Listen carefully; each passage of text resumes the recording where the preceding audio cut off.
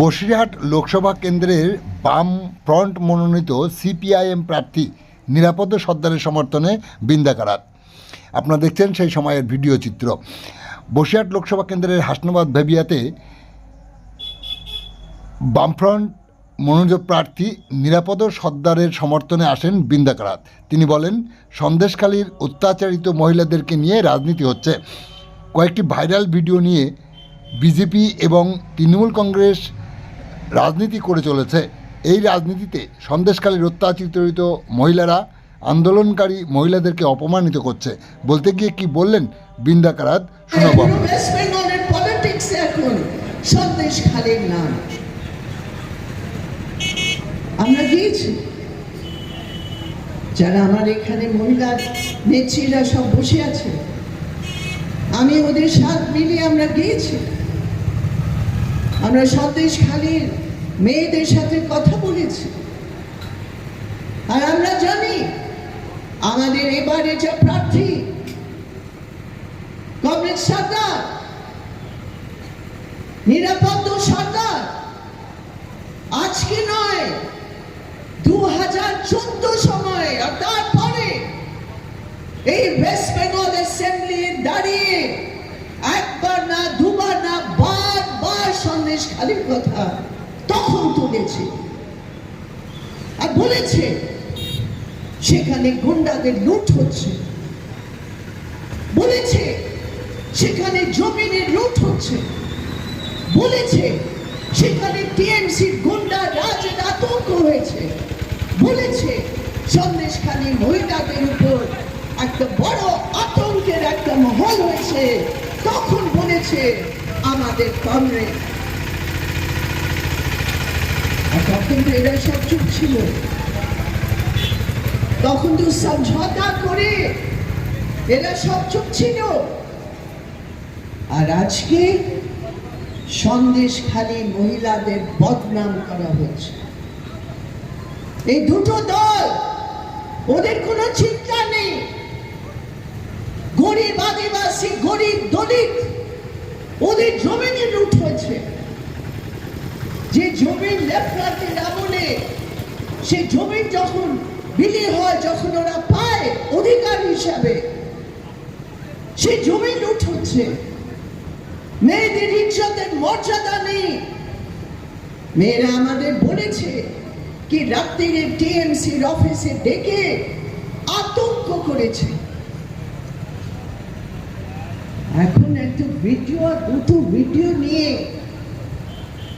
এরা সব সন্দেশখালীর মেয়েদের ওদের নিজের পলিটিক্স, ওদের নিজের রাজনীতি যেভাবে একটা পলিটিক্যাল ফুটবল করে ওরা ব্যবহার করছে।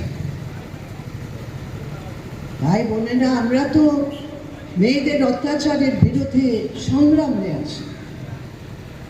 আমরা জানি যখন একটা মেয়ে নিজের উপর যে অত্যাচার হয়েছে, যখন স্টেটমেন্ট দেয়, খুব সাহস করে দিতে হয়।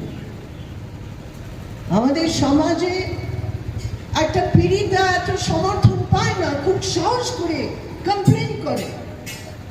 কিন্তু আজকে আমরা দু জিনিস দেখছি। একদিকে তৃণমূল নিজের গুন্ডা বাহিনীকে রক্ষা করার জন্য সব মেয়েদের বলছে তোমরা সব মিথ্যে বলছো, টাকা নিয়ে তোমরা মিথ্যে বলছো। একদিকে টিএমসি তাই বলছে। আর বিজেপি, আপনারা কালকে অমিত শাহর কথা শুনেছেন। অমিত শাহর কথা কোনো মহিলার পক্ষের কথা নয়। অমিত শাহ মিথ্যে কথা বলেছে ধর্মের ভিত্তিতে ওয়েস্ট বেঙ্গলের সন্দেশখালীতে মেয়েদের উপর অত্যাচার হয়েছে।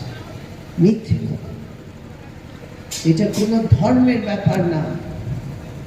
ওরা একজনের নাম নিচ্ছে, যে সর্দার আছে, যা লিডার আছে ওদের, যা একটা বিশেষ মাইনরিটি কমিউনিটি শাহজাহান বলে, ওকে নিয়ে ওরা এসব বলছে কি পুরো ধর্মের ভিত্তিতে হচ্ছে। মিথ্যে কথা। মেয়েরা পরিষ্কারভাবে স্টেটমেন্ট দিয়েছে, আর সেই স্টেটমেন্টে ওরা নাম দিয়েছে পরিষ্কারভাবে শিবু হাজরা, উত্তম সর্দার আর অনেক যারা ওইখানে লোকাল লিডার আছে তাদের নাম নিয়েছে। এর মধ্যে ধর্ম কোথায় আসে? কোথায় আছে ধর্ম এর মধ্যে? এটা তো গুন্ডা বাহিনীর অত্যাচার, টিএমসির অত্যাচার মহিলাদের উপর। কিন্তু সেটা একটা সাম্প্রদায়িক রং দেওয়ার চেষ্টা হচ্ছে বিজেপি। সেজন্য আমরা বলছি কি সন্দেশখালী মেয়েদের ব্যাপারে মহিলাদের মর্যাদা বা ইজ্জত এই দুজন পার্টির জন্য কিচ্ছুই নেই, কোনো মাইনে রাখে না এদের জন্য।